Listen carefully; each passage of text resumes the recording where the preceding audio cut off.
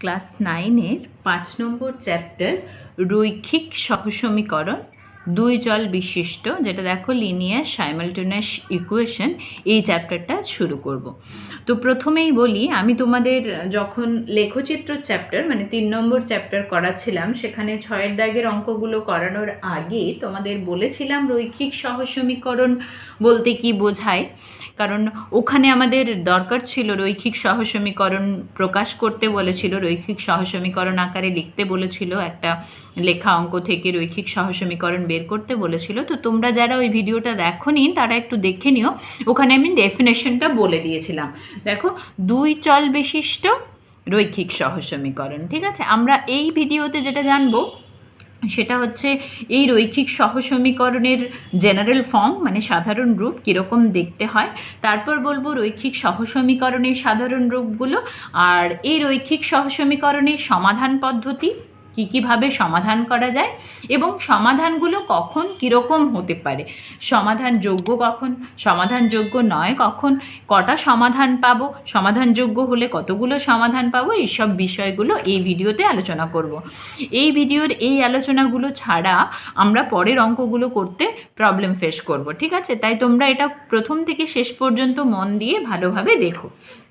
তো চলো, আমরা প্রথম যেটা শুরু করব সেটা হচ্ছে রৈখিক সমীকরণ। তোমাদের ডেফিনেশন আগে বলে দিয়েছিলাম, বললাম লেখচিত্রটা করানোর সময় বলেছি। এখানে যেটা বলবো রৈখিক সমীকরণ বা লিনিয়ার ইকুয়েশনের সাধারণ ফর্মটা। এখানে সাধারণ ফর্ম কীরকম টাইপের হয়, যেহেতু দুটো চলরাশি বলছে, সুতরাং এক্স আর ওয়াই দেখো A X plus B Y plus C equal to 0, ঠিক আছে। এটা হচ্ছে রৈখিক সহসমীকরণ। রৈখিক কারণ এদের সকলেরই পাওয়ার হচ্ছে, যে চলরাশিগুলো আছে এক্স আর ওয়াই দুটোরই দেখো পাওয়ার হচ্ছে 1, সুতরাং এটা রৈখিক, ঠিক আছে। আর এ বি সি কী হবে না, এ বি সি তিনটে ধ্রুবক, তার মধ্যে এ আর বি এর মানটা 0 নয়, যেহেতু দুই চল বিশিষ্ট বলেছে। যদি এ এর মান 0 হয় তাহলে এক চল বিশিষ্ট হয়ে যাবে, যদি বি এর মান 0 হয় তাহলেও দেখো এক চল বিশিষ্ট হয়ে যাবে। তাহলে এ বি 0 হবে না, আর এ বি সি তিনটেই হচ্ছে ধ্রুবক, আর এখানে এক্স ওয়াই হচ্ছে চলরাশি, ঠিক আছে। আমি আবারও বললাম, তোমরা আগের ভিডিওটা দেখে নিও, তাহলে ডেফিনেশনটার সঙ্গে এটা সাধারণ ফর্মটা মিলিয়ে দেখতে সুবিধে হবে। একই রকম রৈখিক সহসমীকরণের ক্ষেত্রেও দেখো এই দুটোর মধ্যে পার্থক্য কি। আগেরটা বললাম লিনিয়ার ইকুয়েশন, এটা কি, এটার ক্ষেত্রে লিনিয়ার সাইমালটেনিয়াস ইকুয়েশন, সহ সমীকরণ, এই কথাটা বাড়তি। এখানে কীরকম, এখানের ফর্মটা এরকম হবে a1x প্লাস b1y প্লাস হচ্ছে c1 ইকুয়াল টু 0। আরেকটা ইকুয়েশন দেখো a2x প্লাস b2y প্লাস হচ্ছে c2 ইকুয়াল টু 0। আগেও তোমাদের এই ডেফিনেশন বলেছি, ডেফিনেশনটা আমি আর আসছি না, সাধারণ ফর্মটা বললাম। এখানেও দেখো দুটো চলরাশি আছে এক্স আর ওয়াই, আর এখানে a1 b1 c1 a2 b2 c2 এগুলো হচ্ছে তোমার ধ্রুবক। একই রকম a1 b1 a2 b2 একসাথে 0 হবে না, ঠিক আছে। এই হচ্ছে রৈখিক সহসমীকরণের ফর্ম। নেক্সট দেখো রৈখিক সহসমীকরণের সমাধানের যে পদ্ধতি, আর এখানে একটা জিনিস লক্ষ্য করো, এটা সহসমীকরণ বলা হবে যদি কন্ডিশন জানতে চাই, সেক্ষেত্রে আমরা বলবো a1 a2 by not equal to b1 by b2 হলে এটা হচ্ছে রৈখিক সহসমীকরণ হবে বলা হবে, ঠিক আছে। নেক্সট যেটা বলবো সমাধান পদ্ধতি। এই যে রৈখিক সহসমীকরণগুলো নিলাম তার সমাধান পদ্ধতি, তার মধ্যে তোমরা প্রথম যে পদ্ধতিটা বলবো সেই পদ্ধতিটা অলরেডি শিখেছো 3 নম্বর চ্যাপ্টারে, সেটা হচ্ছে কি না লেখচিত্র পদ্ধতি, লেখচিত্র পদ্ধতি বা গ্রাফিক্যাল মেথড। এটা হচ্ছে গ্রাফিক্যাল মেথড। এই পদ্ধতি তোমরা অলরেডি শিখেছো 3 নম্বর চ্যাপ্টারে। এছাড়াও যে এটা কোষে দেখি 5.1 এবং 5.2-তে তোমরা এই লেখচিত্র পদ্ধতিটা আবার দেখতে পাবে, ঠিক আছে। 2 নম্বর পদ্ধতি আমরা দেখব অপনয়ন পদ্ধতি, এটা এই চ্যাপ্টারে পড়ব। অপনয়ন পদ্ধতি এটা আমরা বাচ্চাদের দেখেছি বেশিরভাগ ক্ষেত্রে সোজা লাগে, এটাকে বলা হয় এলিমিনেশন মেথড। এই পদ্ধতিতে সমাধান শিখব। 3 নম্বর শিখব তুলনামূলক পদ্ধতি, তুলনামূলক পদ্ধতি সেটা হচ্ছে কম্প্যারিজন মেথড। ইংলিশ টার্মগুলো বলছি এই কারণে, যদি কারোর মনে হয় অনেক সমাজে অসুবিধে হচ্ছে বা পরবর্তী ক্ষেত্রেও দেখবে আমরা বলবো বারবার যে এই এলিমিনেশন মেথড অনেক স্কুলের টিচাররা এরকমভাবে উচ্চারণ করেন, তো সেইভাবে আমি বলে দিচ্ছি ইংরেজিগুলো। তারপরে বলছি পরিবর্ত পদ্ধতি, সেটা কীরকম? Substitution method. সাবস্টিটিউশন মেথড মানে একটার পরিবর্তে আরেকটা বসাবো, সেইভাবে করব। 5 নম্বর আছে বজ্রগুণন পদ্ধতি। এটা যত বড় হবে দেখবে বেশি প্র্যাকটিস করলে এটা খুব সহজ একটা পদ্ধতি। একসাথে এক্স এবং ওয়াই এর মানটা খুব সহজে বেরিয়ে যায় সবগুলোর ক্ষেত্রে। যেগুলো আমরা 2 থেকে 4 পর্যন্ত দেখলাম তাতে এক্সের মান একবার বের করবে, আবার একবার ওয়াই এর মান বের করতে হয়, কিন্তু বজ্রগুণন পদ্ধতিতে বা ক্রস মাল্টিপ্লিকেশন পদ্ধতিতে খুব সহজেই দুটো মানই একসাথে বেরিয়ে যায়। ঠিক আছে, এটা ক্রস মাল্টিপ্লিকেশন মেথড। এই 5টা পদ্ধতি সম্পর্কে জানবো। নেক্সট যেটা তোমাদের জানাবো সেটা একটু খুবই গুরুত্বপূর্ণ, সেটা তোমরা একটু মনে রাখো। আর এই 5টা পদ্ধতি আমাদের স্টেপে স্টেপে শিখবো। প্রথম লেখচিত্র পদ্ধতি অলরেডি আমরা শিখেছি, তবুও আবার 5.1 এবং 5.2তে দেখব। আর প্রত্যেকটার জন্য একটা একটা করে আবার চ্যাপ্টার রয়েছে, আমরা কষে দেখি 5-এ আস্তে আস্তে। এরপর আমরা জানবো যে দুটো সমীকরণ যদি এই ফর্মে দেওয়া থাকে, মানে রৈখিক সহসমীকরণ দেওয়া আছে, ধরো a1x plus b1y plus c1, a2x plus b2y plus c2 = 0, এরকম ধরো সমীকরণ দেওয়া আছে, সেক্ষেত্রে লেখচিত্রগুলো কীরকম হতে পারে? তোমরা দেখেছো 3 নম্বর চ্যাপ্টারে লেখচিত্রগুলো কীরকম হয়েছে না, এই সমীকরণের জন্য একটা সরলরেখা পেয়েছি এ বি, ধরে নিচ্ছি যে এই সরলরেখার জন্য একটা লেখচিত্র পেয়েছি, আরেকটা লেখচিত্র পেয়েছি আরেকটা সরলরেখার জন্য, এবং তারা একটা বিন্দুতে ছেদ করছে, তাহলে এরকম হতে পারে। ঠিক আছে, আমি 3টে কেস হতে পারে দেখবে। আবার কি হতে পারে? আবার হতে পারে এরকম যে একটা সরলরেখা তুমি পেয়েছো এই এ বি, এই সরলরেখাটায় আবার ওপরে আরেকটা সরলরেখা পড়েছে, মানে একই সরলরেখার ওপর আরেকটা সরলরেখা পড়েছে, এরকম হতে পারে। আরেকটা কি হতে পারে? দেখো যে এই দুটো সমান্তরাল সরলরেখা পেয়েছো, মানে এরা পরস্পরকে ছেদ করতে পারছে না, হতেই পারে দুটোর জন্য এরকম সরলরেখা পাচ্ছ। আর দেখো অন্য কোনো কেস আসবে না যেটার জন্য এরকম 3টে হতে পারে। ঠিক আছে, তো আমরা যেটা পাচ্ছি 3টের জন্য 3 রকম ফর্ম আমরা একটু ডেসক্রাইব করে নেব। প্রথমটার ক্ষেত্রে কি পেলাম না, দুটি পরস্পরছেদী সরলরেখা, সেটা লিখছি, দেখো দুটি পরস্পরছেদী সরলরেখা। পরেরটার ক্ষেত্রে কি পেলাম? দেখো পরেরটার ক্ষেত্রে পেলাম দুটি সমাপতিত সরলরেখা, সেটা লিখে নেব দুটি সমাপতিত সরলরেখা। 3 নম্বরে কি পেলাম? 3 নম্বরে পেলাম দেখো এরাও কিন্তু সমান্তরাল সরলরেখা, তাই এক্ষেত্রে আমরা লিখব যে দুটি পরস্পর অসমাপতিত সমান্তরাল সরলরেখা। এগুলো সমাপতিত নয়, অসমাপতিত, তাহলে দুটি পরস্পর অসমাপতিত সমান্তরাল সরলরেখা। ঠিক আছে, এই হলো। এবার লক্ষ্য করো প্রথম ক্ষেত্রে আমরা কি পাবো? প্রথম ক্ষেত্রে যেহেতু তোমরা এগুলো অলরেডি 3 নম্বর চ্যাপ্টারে করেছো, এ বি আর সিডি সরলরেখা একটা বিন্দুতে মিলিত হয়েছে, সুতরাং এরা হচ্ছে সমাধানযোগ্য, মানে আমি সমাধান পাবো। যতগুলো বিন্দুতে মিলিত হয় সেটাই তো সমাধানের সংখ্যা, তাহলে এরা একটা বিন্দুতে ছেদ করেছে মানে সমাধান পাবো, এবং সমাধান সংখ্যাটা তখন কটা না একটা। দেখো তাহলে সমাধান যোগ্য হচ্ছে, এবং সমাধান কটা পাচ্ছি না একটা সমাধান পাচ্ছি। পরেরটার ক্ষেত্রেও দেখো, পরেরটার ক্ষেত্রেও সমাধান যোগ্য, কারণ অনেকগুলো আমি একই বিন্দু পাবো, সুতরাং এটাও কি হচ্ছে সমাধানযোগ্য। এবং এটার ক্ষেত্রে আমরা কি পাবো না অসংখ্য সমাধান পাবো, কারণ যতগুলো বিন্দুতে দুজনে মিলিত হবে সেটাই তো ওদের সমাধান। তো এক্ষেত্রে প্রচুর বিন্দু পাবো যাদের যেটা এবি সরলরেখাতেও আছে আবার সিডি সরলরেখাতেও আছে, সুতরাং এক্ষেত্রে অসংখ্য সমাধান পাবো। আর 3 নম্বর যে কেসটা সেটা হচ্ছে সমান্তরাল সরলরেখা হলে সেক্ষেত্রে দেখো আমরা সমাধান পাচ্ছি না, কারণ এদের কোনো ছেদবিন্দু নেই, তাহলে এরা হচ্ছে সমাধানযোগ্য নয় বা অসমাধানযোগ্য। সমাধানযোগ্যই যখন নয়, সমাধান কতগুলো তার কোনো প্রশ্ন আসছে না। এবার এদের ক্ষেত্রে দেখো, এই দুটো পয়েন্ট তো আমরা জানলাম গ্রাফ আঁকার পর। যদি তোমাকে দুটো সমীকরণ দেওয়া থাকে, রৈখিক সহসমীকরণ দেওয়া আছে, সেক্ষেত্রে আমরা বুঝবো কি করে যে এদের গ্রাফটা কীরকম হবে। এটা একটু মনে রেখো যে এক্সের যে সহগ তাদের যা অনুপাত, দেখো এক্সের সহগ কি ছিল, A1 A2, তাদের অনুপাত মানে A1/A2, এবং ওয়াইয়ের যে সহগ B1 B2, তাহলে এই যে দুটো অনুপাত পাচ্ছি এরা সমান না হলে আমি বলবো কি না, এদের লেখচিত্রগুলো দুটি পরস্পরচ্ছেদী সরলরেখা হবে, এরা সমাধানযোগ্য এবং এদের একটি সমাধান থাকবে।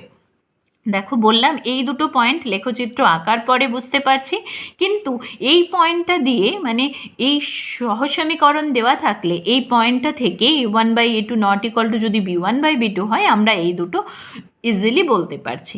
একই রকমভাবে এটার ক্ষেত্রে দেখো A1/A2 ইকুয়াল টু B1/B2 মানে নট ইকুয়াল টু যদি হয় তার উল্টো মানে ইকুয়াল টু কত ক্ষেত্রে হয়, A1/A2 ইকুয়াল টু B1/B2, এটাতেও হতে পারে, আবার এটাতেও হতে পারে A1/A2 ইকুয়াল টু B1/B2। তাহলে এই দুটোকে আলাদা করে কি করে চিনব না, এটার ক্ষেত্রে হয়ে যাবে C1/C2। সমাপতিত হলে ধ্রুবকটার অনুপাতটাও সমান হয়ে যাবে, কিন্তু সমান্তরাল হলে ধ্রুবকের অনুপাতটা সমান হবে না, C1/C2। ঠিক আছে, C1/C2 সমান হবে না। একই রকমভাবে তোমরা যদি এরকম দেখতে পাও যে রৈখিক সহসমীকরণগুলোর সমস্ত অনুপাতগুলো মানে এক্সের সহগের অনুপাত, ওয়াইয়ের সহগের অনুপাত বা ধ্রুবক পদের অনুপাত যদি সমান হয়ে যায়, তুমি বলতে পারবে কি দুটি সমাপতিত সরলরেখা পাবো, এরা সমাধানযোগ্য এবং এদের অসংখ্য সমাধান থাকবে। এটার ক্ষেত্রেও একই, তুমি বলতে পারবে দুটি পরস্পর অসমাপতিত সমান্তরাল সরলরেখা হবে, সমাধানযোগ্য নয় মানে কোনো সমাধান নেই, সুতরাং সমাধানের সংখ্যা নিয়ে কোনো প্রশ্ন উঠছে না। এবার ধরো এক্সাম্পল হিসেবে বলছি তোমাকে, একটা এরকম সমীকরণ দেওয়া হলো x + y = 20 আর হচ্ছে 10x + 5y = 140। এবার তোমাকে বলা হলো যে এদের এগুলো চেক করো এরা সমাধানযোগ্য কিনা, সমাধানযোগ্য যদি হয় তাহলে কতগুলো সমাধান পাবো।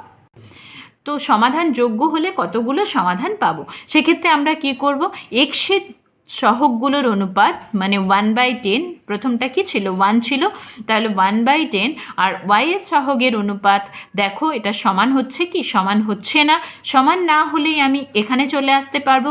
এটা মানে কি না দুটি পরস্পরচ্ছেদী সরলরেখা পাবো, সুতরাং সমাধানযোগ্য এবং একটি সমাধান পাবো। তো আমরা বলতে পারবো যে এই দুটো সমীকরণ সমাধানযোগ্য এবং এদের একটি সমাধান থাকবে। ধরো এবার এরকম এক্সাম্পল দেওয়া আছে 2x + 3y = 28 আর 2x + 3y = 24। এটার ক্ষেত্রে লক্ষ্য করব, দেখো এক্সের সহগের অনুপাত 2/2, ওয়াইয়ের সহগের অনুপাত 3/3, এগুলো কাটাকাটি করলে কি হচ্ছে 1, এটা 1 মানে সমান হয়ে যাচ্ছে। সমান হয়ে গেলে আমি এই দুটোর মধ্যে থেকে একটা পাবো। এবার আমরা কনস্ট্যান্ট টার্মটা দেখব। কনস্ট্যান্ট টার্মটা দেখো, কনস্ট্যান্ট টার্ম যেহেতু সমান চিহ্নের দুটোই ডান দিকে, সুতরাং কোনো অসুবিধে নেই। আমরা অনুপাতটা বের করব 28/24। এটা দেখো, এটাকে কাটাকাটি করলে 4 × 7 = 28, 4 × 6 = 24, এটা কি সমান হচ্ছে না। সুতরাং আমরা কোনটাই বলতে পারবো এই যে সমান হচ্ছে না, সুতরাং এই সমীকরণগুলো সমাধানযোগ্য নয় বললে আমরা সমাধানের সংখ্যাতে আসছি না। 3 নম্বরে ধরো এরকম একটা এক্সাম্পল দেওয়া আছে 2x + 3y = 28 আর একটা দেওয়া আছে 4x + 6y - 56 = 0। ঠিক আছে, এটার ক্ষেত্রে তুমি চেক করো, প্রথমেই চেক করব কি এক্সের সহগ 2/4, ওয়াইয়ের সহগের অনুপাত 3/6, দেখো কাটাকাটি করো, এটা 1/2, এটা 1/2, সুতরাং সমান হয়ে যাচ্ছে। সমান হয়ে গেলে আমাদেরকে ধ্রুবক টার্ম দেখতে হবে। ধ্রুবকের মধ্যে দেখো আবার এটা সমান চিহ্নের ডান দিকে, কিন্তু 56 সমান চিহ্নের বাঁ দিকে। আমরা যদি এটাকে ওদিকে সমান চিহ্নের ওদিকে নিয়ে যাই তাহলে প্লাস হয়ে যাবে, সুতরাং 28/56 মাইনাসটা আর নেব না। কেন বললাম না, সমান চিহ্নের একই দিকে দুটো কনস্ট্যান্ট টার্মকে থাকতে হবে, না হলে অনুপাত করলে আলাদা আসবে। সেক্ষেত্রে দেখো 1 2, তাহলে এটাও সমান হয়ে যাচ্ছে। সমান হয়ে গেলে আমরা কি বলবো এটা, তাহলে সমাধানযোগ্য এবং অসংখ্য সমাধান থাকবে, এটা হচ্ছে ব্যাপার। সুতরাং তোমরা এই জিনিসগুলো খুব ভালোভাবে জেনে রাখছো। পরে আমরা স্টেপ বাই স্টেপ যে পদ্ধতিগুলো শিখেছি, সমাধান পদ্ধতি তোমাদের বললাম 5টা পদ্ধতির কথা, সেই 5টা পদ্ধতি দিয়ে আমরা সমাধান করতে শিখব এই চ্যাপ্টারে। দেখো বলেছে সহসমীকরণ গঠন করে সমাধান করব। প্রথম প্রশ্ন বলছে আমার দিদি ও আমার বাবার বর্তমান বয়সের সমষ্টি 55 বছর। এগুলো আমরা 3 নম্বর চ্যাপ্টারে রৈখিক সহসমীকরণ কিভাবে গঠন করেছি সেগুলো দেখিয়েছি 6 দাগের অঙ্কগুলো যখন করিয়েছি। তো যারা ওগুলো দেখোনি তারা একবার দেখে নিও, তাহলে আরও বুঝতে সুবিধে হবে। বলছে আমার দিদি ও আমার বাবার বর্তমান বয়সের সমষ্টি বলে দেওয়া আছে। হিসেব করে দেখেছি 16 বছর পরে আমার বাবার বয়স আমার দিদির বয়সের দ্বিগুণ হবে। ঠিক আছে, 16 বছর পরে, এটা আরেকটা কন্ডিশন বলেছে। দুটো কন্ডিশন থেকে দুটো রৈখিক সহসমীকরণ গঠন করব, রৈখিক সমীকরণ গঠন করব, দুটো মানেই আমরা রৈখিক সহসমীকরণ পাবো। প্রথম প্রশ্ন বলছে সহসমীকরণ গঠন করে লেখচিত্র অঙ্কন করি। আমরা যেটা করব প্রথম কাজ, যেহেতু বলেছে সহসমীকরণ গঠন করে লেখচিত্র অঙ্কন করি, দেখো আমার দিদিও আমার বর্তমান বয়সের সমষ্টি 55 বছর, এটা থেকে একটা সমীকরণ পাবো। আর এই 16 বছর পরে আমার বাবার বয়স ও আমার দিদির বয়সের দ্বিগুণ হবে, এখান থেকে আরেকটা সমীকরণ পাবো। তাহলে প্রথম যে কাজ সেটা হচ্ছে ধরে নেবে চলরাশিগুলোকে। ধরি, কী কী ধরতে হবে, এই যে দেখো বুঝতে পারবে আমার দিদির বয়স আর আমার বাবার বয়স ধরে নিলেই আমরা একটা সমীকরণ পেয়ে যাব। ধরি আমার বয়স, আমার দিদির বয়স, ধরি আমার দিদির বয়স, আমার দিদির বয়স সমান হচ্ছে x বছর এবং আমার বাবার বয়স সমান হচ্ছে y বছর। ঠিক আছে, প্রথম যে কন্ডিশনটা দিয়েছে দেখো আমার দিদি ও আমার বাবার বর্তমান বয়সের সমষ্টি 55 ইয়ার্স, তাহলে x প্লাস y সমান 25 বছর। তুমি কি লিখবে, অতএব রৈখিক সহসমীকরণগুলি হলো, রৈখিক সহসমীকরণগুলি হলো প্রথমটা কি পাচ্ছ, x প্লাস ওয়াই সমান হচ্ছে 55, এটাতে কোনো অসুবিধে নেই। পরেরটা দেখো কি বলছে, 16 বছর পরে আমার বাবার বয়স আমার দিদির বয়সের দ্বিগুণ হবে। তোমাদের এরকম অঙ্ক অলরেডি আমি 3 নম্বর চ্যাপ্টারে একটা করিয়েছি, বলে দিয়েছি সেখানেও 16 বছর পরে মানে কি, পরে মানে যে বয়সটা আছে তার থেকে আরও 1 2 3 করে এগিয়ে যাব, মানে প্লাস করতে হবে, পরে থাকলে আমাদের প্লাস।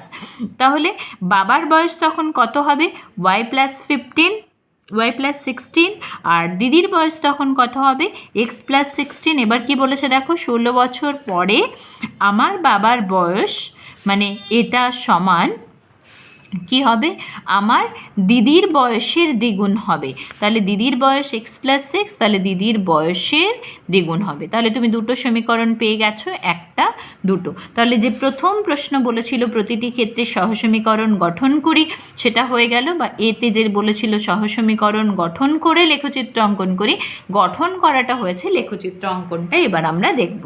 ঠিক আছে, তো 1 নং সমীকরণ থেকে কি পাচ্ছ, লেখচিত্র অঙ্কন করার যে প্রথম স্টেপ সেটা হচ্ছে একটা চলরাশিকে অন্য চলরাশির রেসপেক্টে সাজিয়ে নেওয়া। তো আমি x সমান কি করলাম, 55 মাইনাস y করলাম। এখান থেকে আমরা 3টে পয়েন্ট বের করে নেব।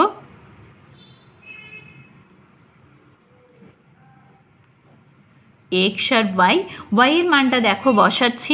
ওয়াইটা যেহেতু এখানে যদি 1 বসায়, দেখো 54 মানে অনেক বড় সংখ্যা হচ্ছে, সেক্ষেত্রে আমি একটু বড় বড় সংখ্যা বসাচ্ছি, যে ওয়াই এর মানটা 10 15 20 এরকম বসালে, 10 বসালে দেখো 10 মাইনাস করলে 45, 15 মাইনাস করলে আসছে 40, তাহলে একটু সংখ্যাটা কম হচ্ছে, দূরত্বটা 20 মাইনাস করলে হচ্ছে 35। তাহলে আমি 3টে পয়েন্ট পেয়ে গেলাম। একই রকম 2 নম্বর থেকে কি পাবো, 2 নম্বর থেকে পাবো y প্লাস 16 সমান হচ্ছে 2x প্লাস 32। এই 16টা এদিকে নিয়ে আসলে মাইনাস হয়ে যাবে, মাইনাস কত 2x, এটা 32 মাইনাস 16 মানে প্লাস 16 হয়ে যাচ্ছে। এক্ষেত্রেও আবার 3টে পয়েন্ট বের করে নেব, 3টে পয়েন্ট বের করে নিয়ে আমরা এগোবো। দেখো এক্স ওয়াই, এটার ক্ষেত্রে কি করছে, এক্সের মানটা এখানে আমি 2 বসাচ্ছি, 1 বসালেও হবে, 2 বসাচ্ছি কেন না, 2 2 4 আর 16তে 20 হয়ে যাচ্ছে, 20 হয়ে গেলে একটা সুন্দর মান পাওয়া গেল। দেখো নেক্সট আমরা যেটা বসাবো সেটা হচ্ছে 7, 7 বসালে 7 ইন্টু 2 মানে 14 প্লাস 16 মানে হচ্ছে 30, ঠিক আছে। একই রকম 12 বসাচ্ছি, 12 হলে 2 মানে হচ্ছে 24 প্লাস 16 মানে হচ্ছে 40। আমরা এগুলো কেন বসালাম, যাতে 20 30 40 বসাতে সুবিধে হয়, সেই জন্য তোমরা যে কোনো পয়েন্ট বসাতে পারো। চলো আমরা এবার গ্রাফ পেপারে প্লট করে নিই। গ্রাফ পেপারে দেখো এক্স অক্ষ ওয়াই অক্ষগুলো আমি অলরেডি এঁকে রেখেছি, এক্স ও এক্স ড্যাশ, ওয়াই ও ওয়াই ড্যাশ, এটা বসিয়ে রেখেছি। এই এক্স ও এক্স ড্যাশ, ওয়াই ও ওয়াই ড্যাশ, এটা আমি বড় করে নিতে হয়েছে, কারণ কি বিন্দুগুলো দেখো যেগুলো আছে পেয়েছি আমরা, সেগুলো হচ্ছে 45 10 40 15 35 20, এটা পাশে রাখছি যাতে আমাদের করতে সুবিধে হয়। তো প্রথম যেটা আছে 45 10, সুতরাং 45-এর জন্য 5 15 25 35 45, ঠিক আছে, 45 আসলাম। এবার কি আছে 45 10, মানে আমার এই পয়েন্টটা 45 10, ঠিক আছে। নেক্সট কি আছে 40 15, 40 আর 15 মানে এই পয়েন্টটা। নেক্সট দেখো 35, মানে এটা 35-এর জন্য 20।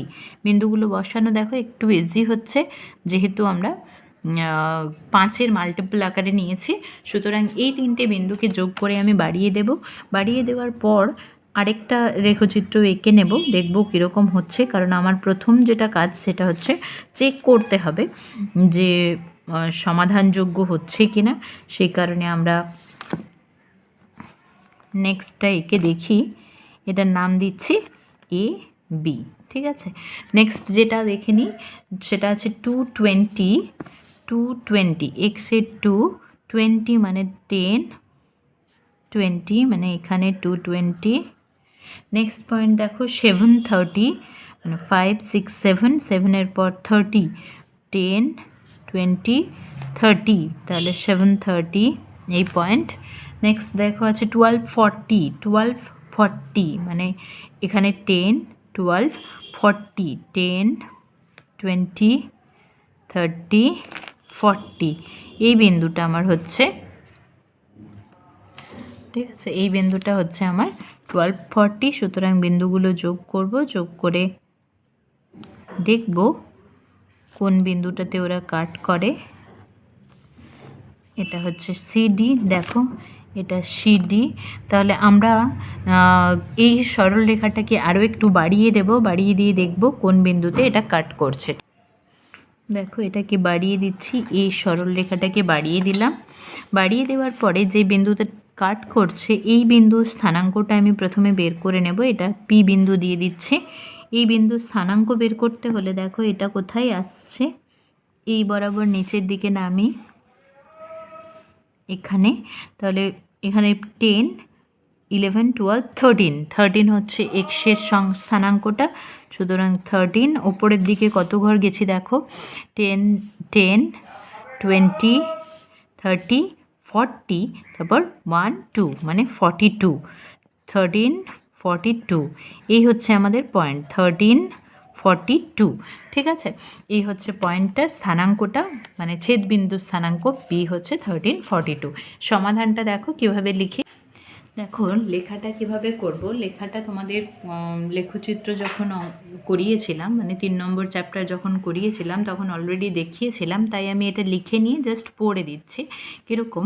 ছক কাগজে এক্স ও x dash O Y dash পরস্পর লম্ব অক্ষ অঙ্কন করে, এটা অলরেডি আমি ওখানে বুঝিয়েছিলাম, ও প্রতিটি ক্ষুদ্রতম বর্গক্ষেত্রের বাহুকে 1 একক ধরে যে বিন্দুগুলো প্রথমে পেয়েছি 45 10 40 15 35 20, যে লিখেছি 3টে বিন্দুগুলি স্থাপন করলাম এবং বিন্দুগুলি যোগ করে এবি সরলরেখা পেলাম।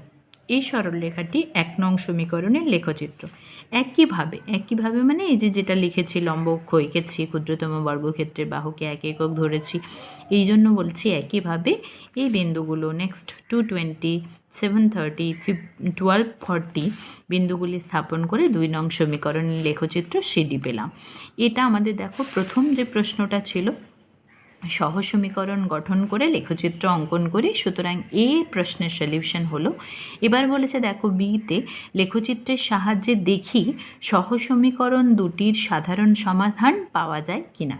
এখানে দেখো যে লেখচিত্রটা আমরা এঁকেছি সেটা কি ছিল না, দুটো পরস্পরচ্ছেদী সরল রেখা ছিল, একটা বিন্দুতে ছেদ করেছে।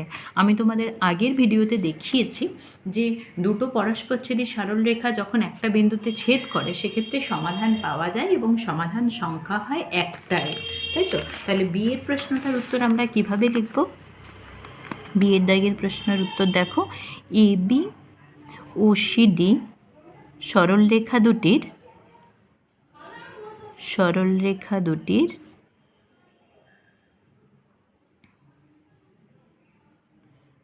দুটির ছেদ বিন্দু স্থানাঙ্ক, যেরকম আমরা আগেও লিখেছি, যেহেতু এটা ছেদ বিন্দু স্থানাঙ্ক হচ্ছে পি দিয়েছি, পি 1342, অর্থাৎ কি পাবো, যেটা আমার জানতে চেয়েছে যে সহজ সমীকরণ দুটির সাধারণ সমাধান পাওয়া যাবে। সহজ সমীকরণ দুটির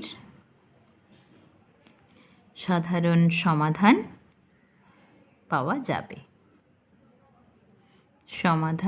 পাওয়া যাবে, এটাই কিন্তু জানতে চেয়েছে, জানতে চায়নি 2 নম্বর প্রশ্নে যে সমাধানটা কী, শুধু জানতে চেয়েছে যে সমাধান কি পাওয়া যাবে। 3 নম্বর সি এর প্রশ্ন দেখো, বলছে লেখচিত্র থেকে আমার দিদি ও আমার বাবার বর্তমান বয়স লিখি। আমরা ধরে নিয়েছি দিদির বয়স এক্স আর বাবার বয়স ওয়াই বছর। আমরা জানি এটা যে এক্সের মানটা হবে এক্স স্থানাঙ্কের সাথে সমান, ছেদবিন্দুর এক্স স্থানাঙ্কের সাথে সমান, আর ওয়াইয়ের মানটা হবে ছেদবিন্দুর ওয়াই স্থানাঙ্কের সাথে সমান।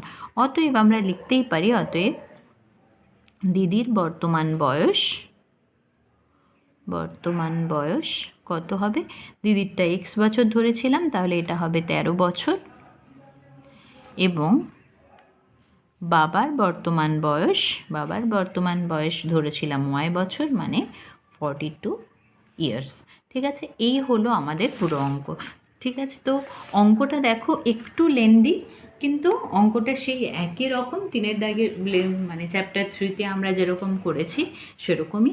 আর এই পদ্ধতিটা হচ্ছে লেখচিত্র পদ্ধতি, লেখচিত্র পিক্টোরিয়াল মেথড যেটা, বা গ্রাফিক্যাল মেথড, যেটার সাহায্যে আমরা সহজ সমীকরণে, এই যে দুটো সহজ সমীকরণ পেয়েছিলাম তাদের সমাধান করলাম।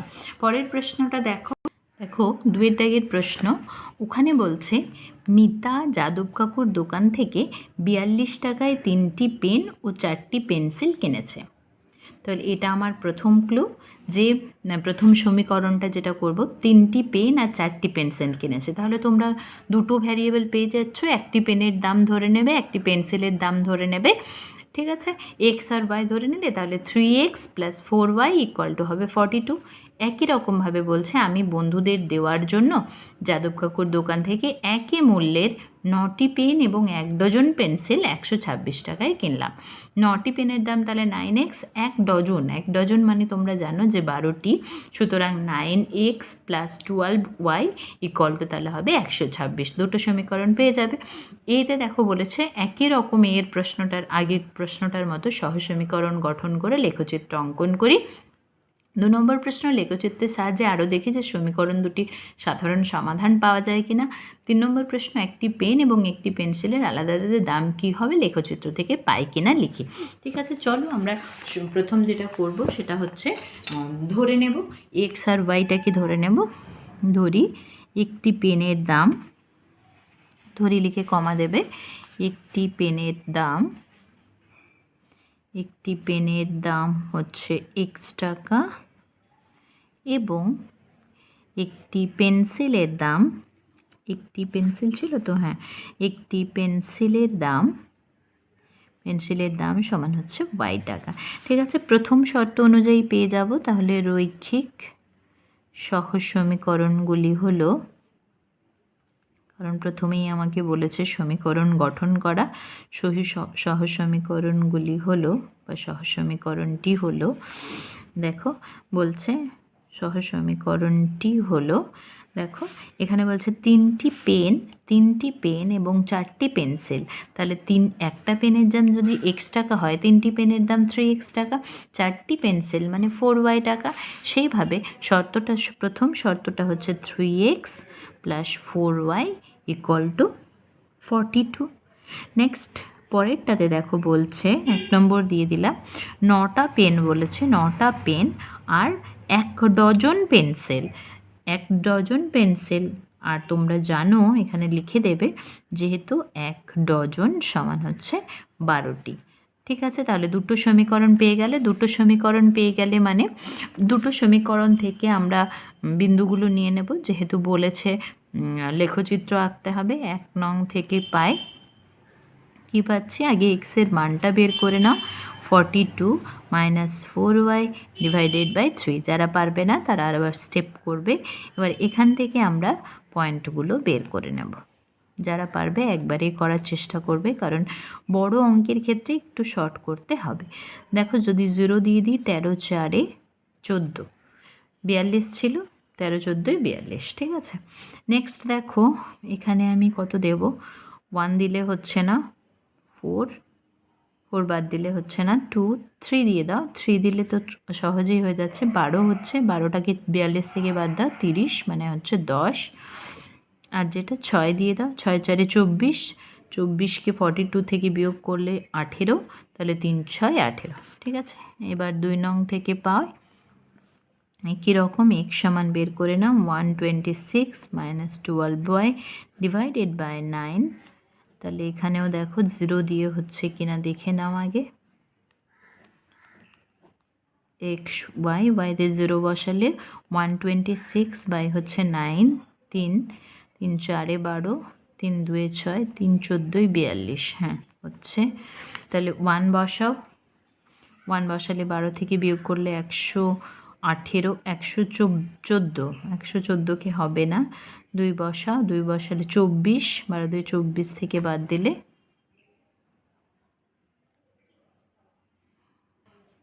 24 থেকে বাদ দিলে 102, ভাগ করা যাচ্ছে না, সুতরাং 3 বসিয়ে দেখব। 3 থেকে 14 হলো,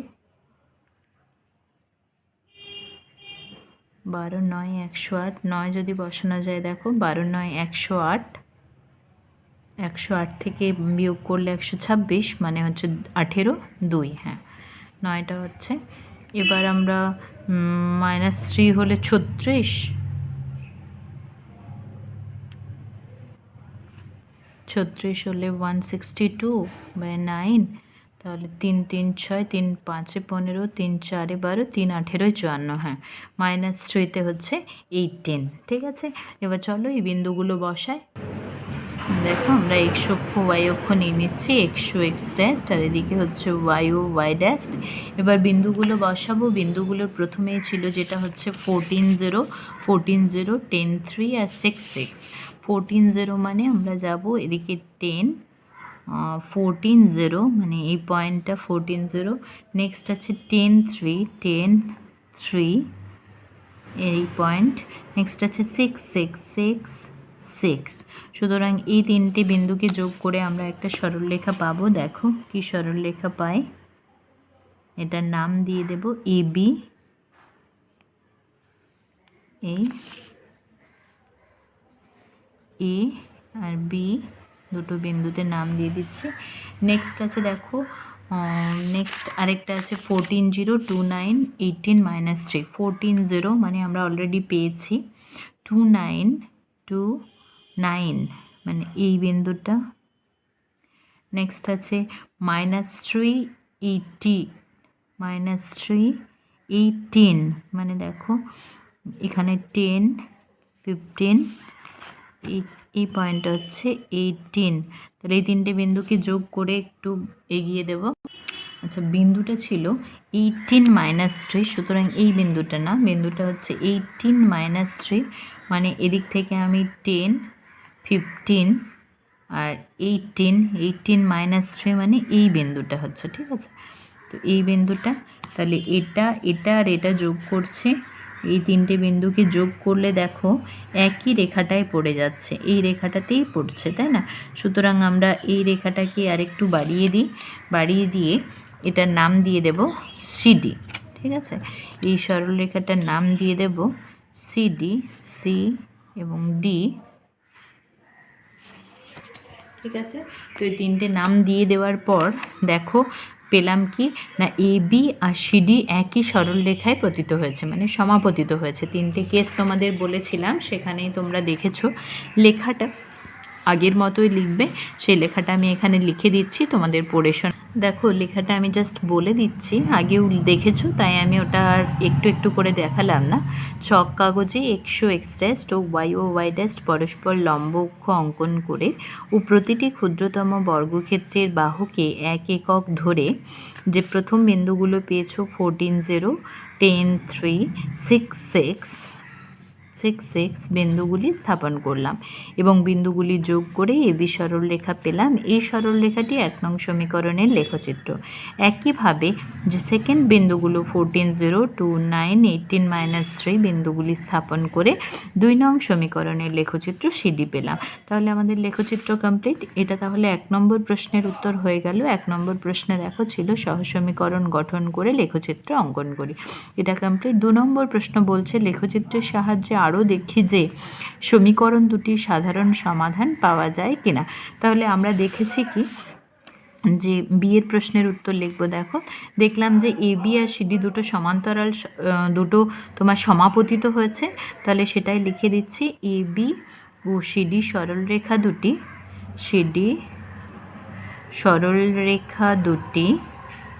দুটি সমাপতিত হয়েছে, তাই না, সমাপতিত হয়েছে। সুতরাং কি পাচ্ছি, সহসমীকরণ দুটোর, অতএব আমরা কি পাবো, অতএব সহসমীকরণ দুটির অসংখ্য সমাধান পাবো।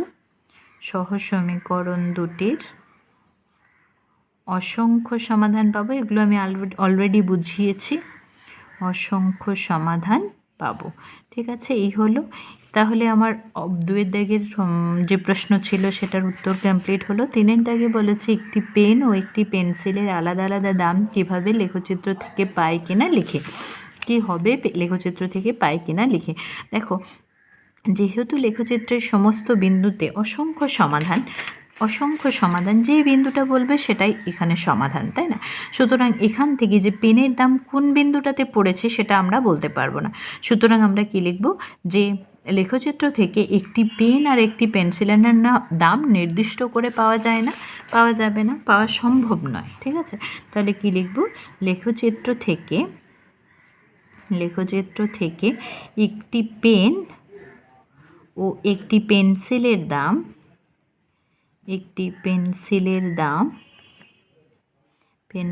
দাম নির্দিষ্ট করে পাওয়া যাবে না, নির্দিষ্ট করে পাওয়া সম্ভব নয়, লিখে দিই, পাওয়া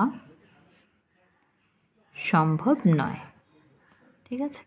এই হলো আমাদের 2-এর দাগের প্রশ্নের উত্তর। চলো 3-এর দাগ দেখে নিই। দেখো এবার 3-এর দাগের অঙ্ক বলছে, আজ স্কুলে আমরা যেমন খুশি আঁকবো, তাই আমি 2টি আর্ট পেপার ও 5টি স্কেচ পেন 16 টাকায় কিনেছি। তাহলে দুটো চলরাশি পেয়ে গেছো, 2টি আর্ট পেপার আর 5টি স্কেচ পেন বলেছে। তাহলে ধরে নেবে একটি আর্ট পেপার এবং একটি স্কেচ পেনের দাম, একটারে এক্স একটারে ওয়াই।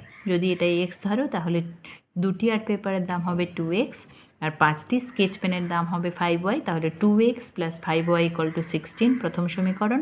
কিন্তু দোলা ওই একই দোকান থেকে একই মূল্যের 4টি আর্ট পেপার এবং 10টি স্কেচ পেন 28 টাকায় কিনেছে। তাহলে এই ক্ষেত্রে সমীকরণ হবে 4x + 10y = 28। একই রকম প্রথম প্রশ্ন সহসমীকরণ গঠন, লেখচিত্র একে 2 নম্বর সমাধান পাওয়া যাবে কিনা দেখি, তারপর আর্ট পেপার আর স্কেচ পেনের দাম নির্ণয় করতে হবে। চলো প্রথমে আমরা ধরে নিয়ে করব, যে ধরি, এটা আমরা প্রথম প্রশ্নের উত্তর লিখছি। এর দাগ ধরি একটি আর্ট পেপারের দাম হচ্ছে x টাকা এবং একটি স্কেচ পেনের দাম সমান হচ্ছে ওয়াই টাকা। অতএব রৈখিক সহসমীকরণগুলি হলো বা রৈখিক সহসমীকরণ হলো, সহসমীকরণটি হলো, দেখো বলেছে প্রথমে বলেছে 2টি আর্ট পেপার মানে 2x, 5টি স্কেচ পেনের দাম হচ্ছে 16 টাকা। পরে বলেছে দেখো 4টি আর্ট পেপার, 10টি স্কেচ পেনের দাম হচ্ছে 28 টাকা। তাহলে দুটো সমীকরণ পেয়ে গেছো, 1 আর 2 নম্বর। একই রকম 1 নং থেকে পায় লিখে নেবে। 1 নং থেকে পায়, এখান থেকে এক্সের মান বের করছি 16 - 5y ডিভাইডেড বাই 2। এবার এখান থেকে পয়েন্টগুলো বের করব, পয়েন্টগুলো একটু আমি তাড়াতাড়ি লিখে দেব। 2 নং থেকে পাই, এখানে x সমান হবে 28 - 10y ডিভাইডেড বাই 4। এখানেও পয়েন্টগুলো আমি একটু তাড়াতাড়ি লিখে দেব। দেখো xy, প্রথমে y এর মানটাকে 0 বসালে এটা 8, 2 বসালে 3, -2তে 13, এটাতে 0তে 7, 2তে 2, -2তে 12। ঠিক আছে, এই বিন্দুগুলো পেয়ে গেলাম। এবার চলো আমরা লেখচিত্রে বস। দেখো অলরেডি আমি অক্ষগুলো এঁকে নিয়েছি, এক্স ও এক্স ড্যাশ, ওয়াই ও ওয়াই ড্যাশ। ঠিক আছে, প্রথম বিন্দু আছে 8 0, সুতরাং 5 6 7 8, 8 0 এই বিন্দু। তারপর আছে 3 2, 3 2 মানে এই বিন্দু। নেক্সট আছে 3 2 হলো 13 - 2, 13 - 2, 13 হলে 10, 13 13 - 2 মানে এই বিন্দুটা। এই বিন্দু তিনটেকে যোগ করে দেব, যোগ করে দিয়ে আমরা পাবো এবি সরল রেখা।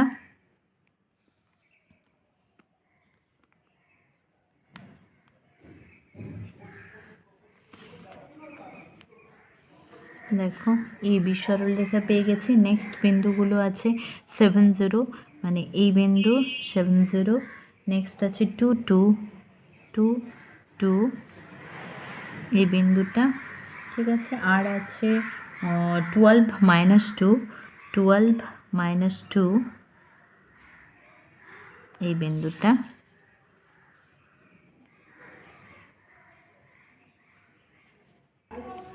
এই তিনটেকে দেখো যোগ করলে খুবই সূক্ষ্মভাবে যোগ করতে হবে, কারণ খুবই কাছাকাছি, বুঝেছো তো। একদম প্যারালাল একটা সরল রেখা পাবে এরকম। তো এই সরল রেখাটার নাম দিয়ে দেবে সিডি। দেখো সমান্তরাল সরল রেখা পাচ্ছ, একটু সূক্ষ্ম হতে হবে। এ বি এবং সিডি দুটো প্যারালাল সরল রেখা পাচ্ছ। সুতরাং তোমরা এখানে লেখাটা লিখে নেবে একই রকম। দেখো লেখাটা এইভাবে লিখবে, ছক কাগজে এক্স ও এক্স ড্যাশ এবং ওয়াই ও ওয়াই ড্যাশ পরস্পর লম্ব অক্ষ অঙ্কন করে ও প্রতিটি ক্ষুদ্রতম বর্গক্ষেত্রের বাহুকে 1 একক ধরে প্রথম যে বিন্দুগুলো পেয়েছো 8 0 3 2 এবং 13 - 2 বিন্দুগুলি স্থাপন করলাম এবং বিন্দুগুলি যোগ করে এবি সরলরেখা পেলাম। এই সরলরেখাটি 1 নং সমীকরণের লেখচিত্র। একইভাবে পরের যে বিন্দুগুলো পেয়েছো 7 0 2 2 এবং 12 - 2 বিন্দুগুলি স্থাপন করে 2 নং সমীকরণের লেখচিত্র সিডি পেলাম। এতে আমাদের 1 নম্বর এর প্রশ্নের উত্তরটা দেখো সলভ হলো।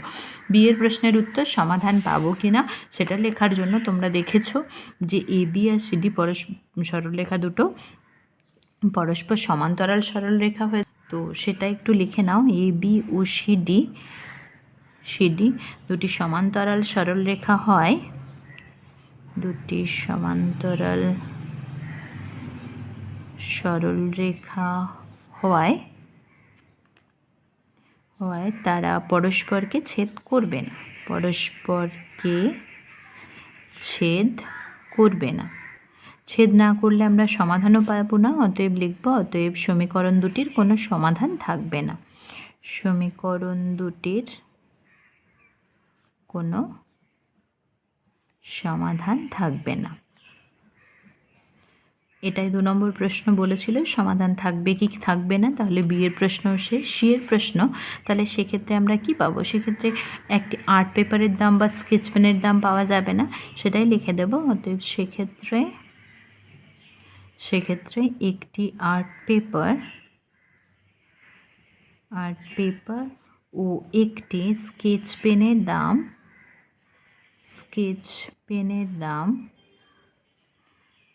দাম পাওয়া সম্ভব নয়। বা পাওয়া যাবে না। ঠিক আছে, এই হলো আমাদের 5 পয়েন্ট। কষে দেখি 5.1-এর 1-এর দাগ, 2-এর দাগ এবং 3-এর দাগের অঙ্ক। পরের ভিডিওতে আমি 5.2-এর অঙ্কগুলো করে দেখাবো।